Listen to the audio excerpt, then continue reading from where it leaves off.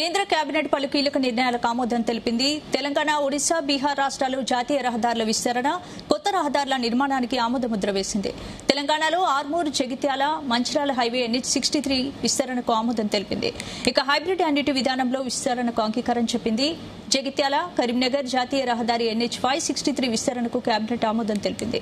BOT పద్ధతిలో విస్తరించనున్నట్లు చెప్పింది. 7,597 కోట్లతో 190 కిలోమీటర్ల మేర 2 జాతీయ రహదారులను 4 వరుసలుగా విస్తరించనున్నారు.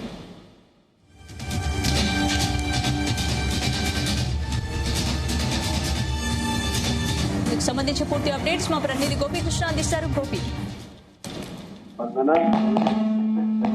రవాణా రంగానికి ముఖ్యంగా ఉత్తర తెలంగాణ ప్రాంత కనెక్టివిటీకి కేంద్ర ప్రభుత్వం అయితే భారీ ఊరటం ఇచ్చిందని చెప్పవచ్చు. ఇక ప్రధానమంత్రి నరేంద్ర మోడీ అధ్యక్షంగా సమావేశమైన కేంద్ర కేబినెట్ అయితే పలు కీలక నిర్ణయాలకు ఆమోదముద్ర అయితే వేసింది. ఇటు తెలంగాణతో పాటు ఒడిశా, బీహార్ రాష్ట్రాల్లో జాతీయ రహదారుల విస్తరణతో పాటు కొత్త రహదారుల నిర్మాణానికి కూడా కేబినెట్ అయితే గ్రీన్ సిగ్నల్ ఇచ్చిందని చెప్పవచ్చు. ఇటు ఇందులో భాగంగానే తెలంగాణలో అత్యంతగా రద్దీగా ఉండే 2 కీలక జాతీయ రహదారులను అయితే దాదాపు 7,597 కోట్ల అంచనా వ్యయంతో అయితే 190 కిలోమీటర్ల మేర 4 లైన్ల రహదారిని అయితే నిర్మించేందుకు అయితే గ్రీన్ సిగ్నల్ ఇచ్చిందని చెప్పవచ్చు. ఇటు 2 కీలక ప్రాజెక్టులు అయితే ఇటు ఆర్మూర్, జగిత్యాల, మంచిర్యాల నేషనల్ హైవే 63 విస్తరణతో పాటు ఇటు జగిత్యాల, కరీంనగర్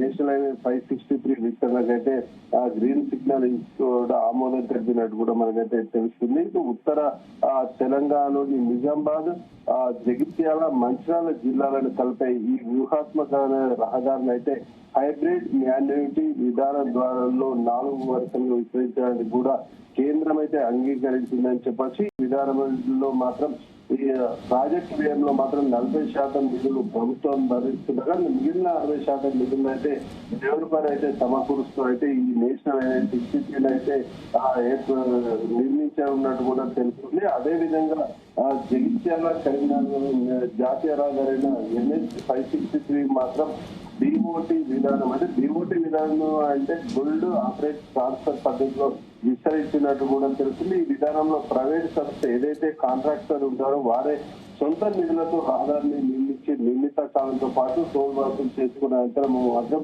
ప్రభుత్వానికి అప్పగించే విధంగా అయితే ఏర్పాటు చేస్తున్నారు.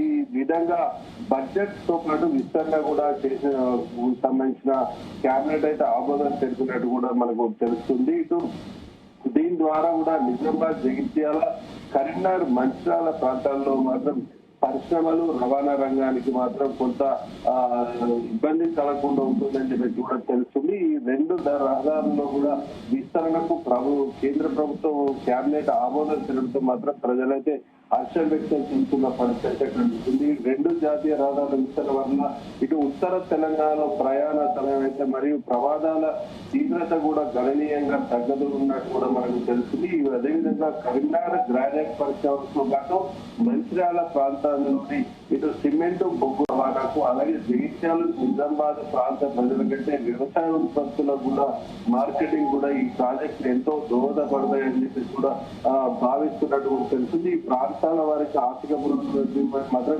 కేంద్ర ప్రభుత్వం నిర్ణయం తీసుకోవడంతో మాత్రం స్థానిక ప్రజలైతే కొంతమేర హర్షం వ్యక్తం చేస్తున్న పరిస్థితి కనిపిస్తుంది. జగిత్యాల, కరీంనగర్ ప్రధాన రహదారి ఏదైతుందో ఈ సుమారు 50 కిలోమీటర్లు వెళ్ళడానికి కూడా ప్రజలు సుమారు గంటన్నర పైగా వెళ్తున్న పరిస్థితులు కొన్ని వందల ప్రాణాలు కూడా రోడ్డు ప్రమాదంలో చనిపోయిన పరిస్థితులు ఎన్నో ఏళ్ల కళ కూడా ఈ నెరవేరుతుందన్న కోణంలో కూడా ప్రజలైతే హర్షం వ్యక్తం చేస్తున్న పరిస్థితి కనిపిస్తుంది. ఎట్టకేలా కూడా జగిత్యాల, కరీంనగర్ రహదారిని అయితే నిధులు మంజూరు చేయడానికి కేంద్రం కేబినెట్ ఆమోదం తెలుపడం మాత్రం కొంతమేర హర్షం వ్యక్తం చేస్తున్న పరిస్థితి మనకు కనిపిస్తుంది. స్పందన. Thank you.